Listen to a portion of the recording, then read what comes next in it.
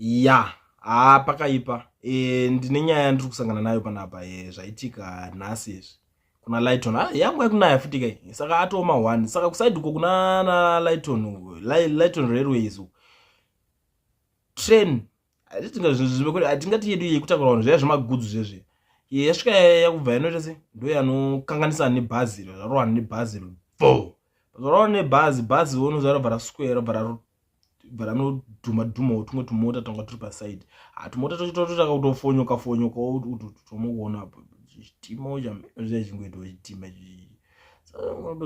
kanganisana zvatadzirana nebhazi kwakunoswevha neso swevha kwebhazi and ndo situation yaitika.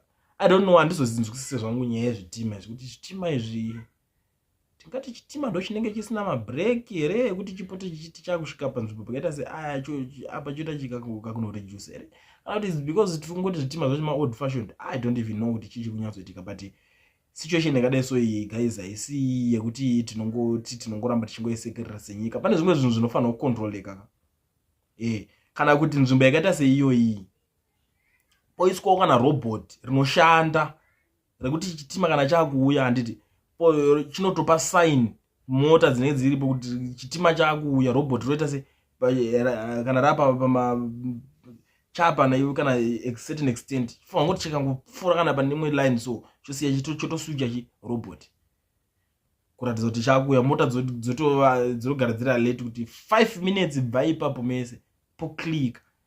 Zvandinoona hangu zvinoitika mune dzimwe nyika dzinenge dzinotaka kunzwisisawo nyaya yechitima ichochi. I think zvinokwanisa kunge zvichibatsira because this situation iramba ichienderera apa zvakawanda zvikaitika ipapa pakamborwana zvizhinji.